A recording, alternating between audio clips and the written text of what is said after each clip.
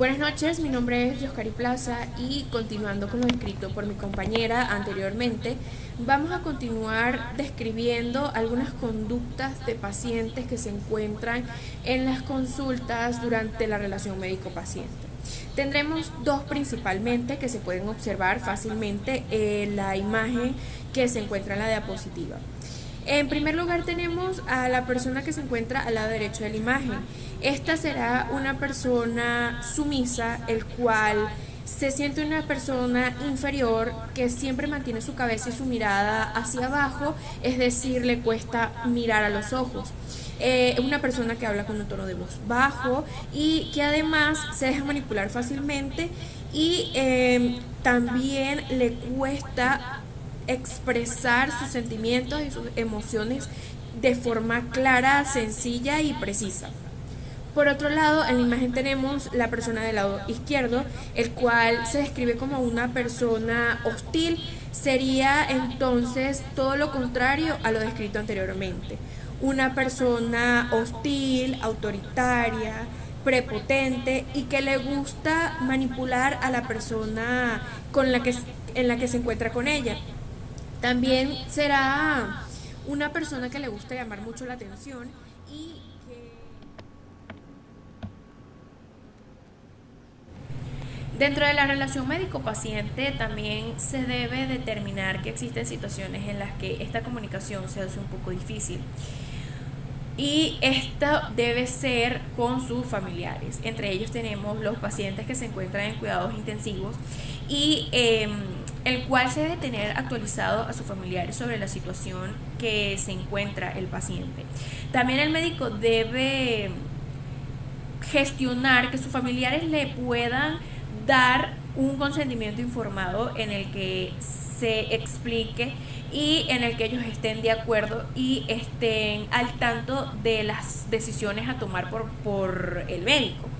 Pero se debe tener conciencia de que esto en la mayoría de los casos no ocurre así por la emergencia o la premura de la situación en la que se encuentra el paciente. Por otro lado, también está la relación médico-paciente pediátrico, niños o adolescentes.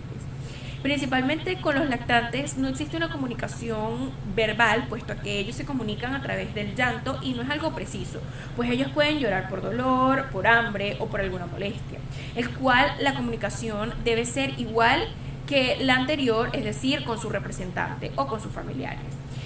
Con los preescolares la comunicación puede ser un poco verbal, pero al igual debe entablarse una confianza tanto con el niño para evitar el miedo que pueda existir entre el niño y el médico, como también con su representante.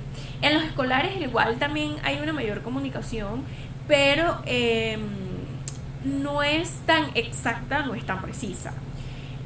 Por último, los adolescentes, con ellos sí hay una mayor comunicación, pero con este se debe tener o desarrollar una confianza más clara, puesto a que con ellos son más difíciles de tratar y hay que entender que ellos son un poco más autónomos y no es y que hay que tener una cierta confidencialidad para que le pueda dar confianza más al médico que a su representante. En la relación médico-paciente también vamos a tener los tipos de acompañantes, entre los cuales va a estar el bueno, que este va a ser la persona que coopera tanto con el médico como con el paciente, además de las decisiones que se van a tomar.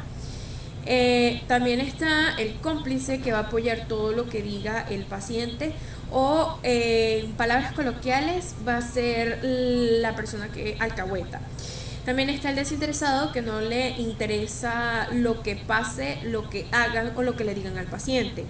También está el invasivo, que va a intentar dirigir la entrevista con el paciente y va a intervenir infinidad de veces dirigiéndose al médico.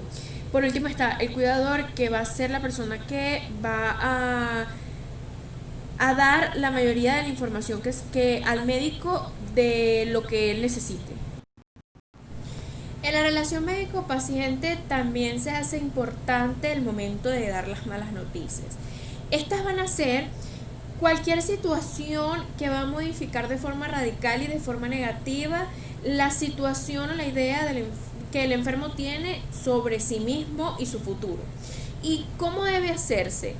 Ellas deben darse de la mejor forma posible, con el corazón en la mano, lleno de humildad, de optimismo, y además tratar de no ser grosero con esa persona o con cómo lo vaya a tomar. Por ello tenemos la siguiente pregunta que aparece en la diapositiva, que va a ser: ¿la verdad se dice o no? Y siempre la respuesta va a ser sí, puesto que la verdad va a ser un derecho irrevocable para los pacientes y para sus familiares. Tenemos que debe decirse la verdad a los pacientes, pero también se puede hacer hasta lo que él pueda entender o hasta lo que él debería saber.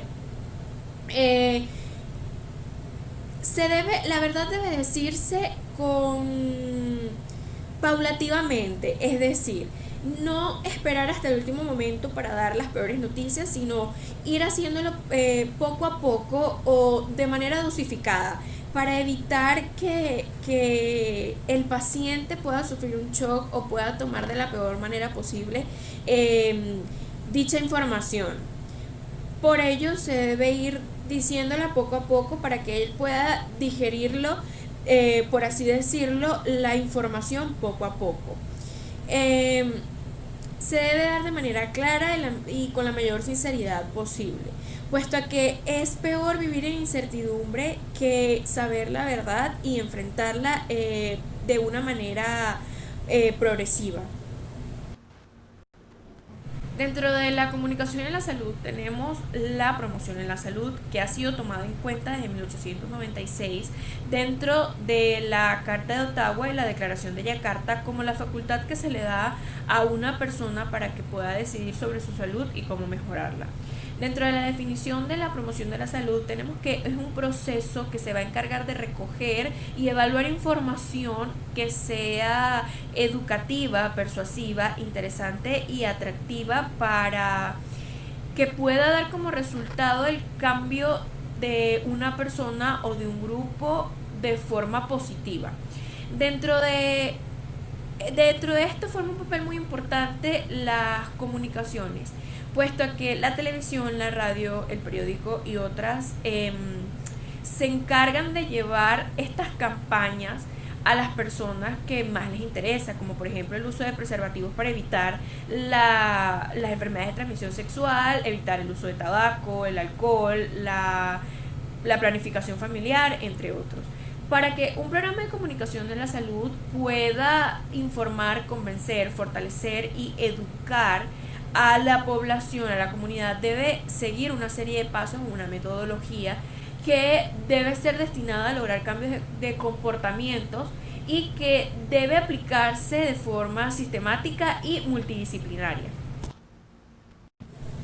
Existen también elementos que se utilizan en los programas de promoción para la salud, entre los cuales se encuentra el uso de la teoría de la persuasión.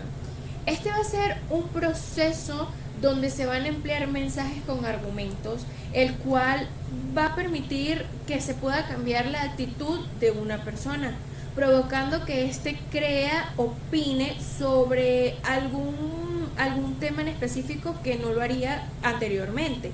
Según McCurry, el proceso de cambio va a depender de la recepción del mensaje.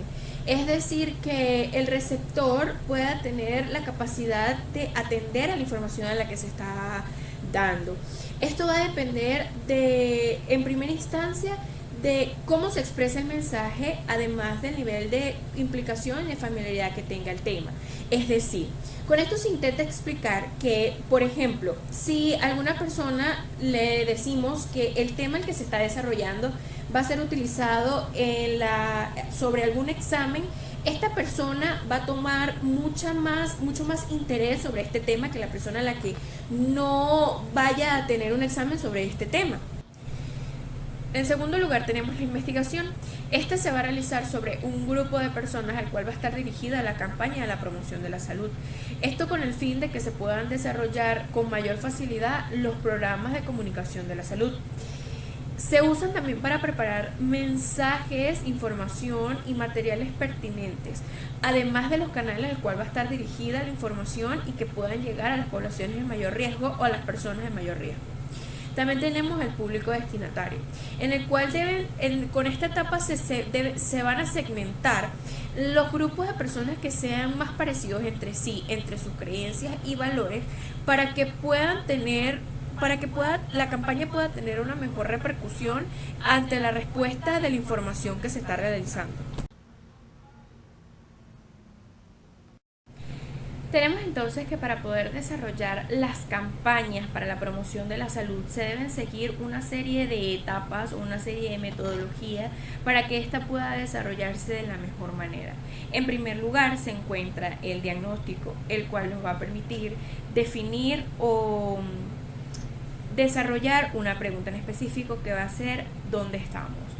Esta etapa es un proceso de investigación el cual permite recoger, seleccionar y sistematizar y analizar la información sobre el público al cual se quiere llegar específicamente, además del contexto y el ambiente donde se desarrolla el problema a tratar. También nos va a permitir identificar claramente el problema al cual se va a realizar el análisis situacional a partir del conocimiento del contexto en el cual se va a ejecutar la investigación para poder realizar la campaña de promoción. En este momento se puede decir que el diagnóstico no es una foto de la realidad y no es algo específicamente o algo estricto que se pueda desarrollar. Para esta etapa nos va a permitir conocer los factores económicos, culturales, sociales, para poder evaluar las etapas en las cuales se va a intervenir por medio de la promoción o las campañas de la promoción de la salud. En segundo lugar, dentro de las etapas para la promoción de la salud, tenemos la estrategia, cual se basa simplemente en responder una pregunta. Hacia dónde vamos y qué se quiere lograr. Con la información que se obtuvo con el paso anterior, es decir, con el diagnóstico, eso nos va a permitir a nosotros realizar una serie de pasos que va a ser segmentar la audiencia objetivo, es decir, delimitar a las personas a las que va a ser dirigido el mensaje con más precisión. Priorizar los comportamientos, es decir, determinar qué comportamientos o hacia qué comportamientos va a ir dirigida la campaña de la promoción de la salud, bien sea el consumo de drogas, el consumo de alcohol, el consumo de tabaco, la mala alimentación, la falta de ejercicio, es decir, el sedentarismo, entre otros. También va a permitir formular los objetivos de la comunicación, es decir, cuáles son los objetivos que se quiere lograr por medio del mensaje que se va a enviar y elaborar el mensaje que sea preciso para la población y que se pueda lograr con mayor facilidad los objetivos. Seleccionar los medios. Esto quiere decir que se debe determinar qué medio con más auge o con mayor facilidad se puede enviar el mensaje, bien sea televisión, radio, periódicos, películas, entre otros. Y por último, determinar un plan de trabajo por medio de un organigrama, de un cronograma y de un presupuesto.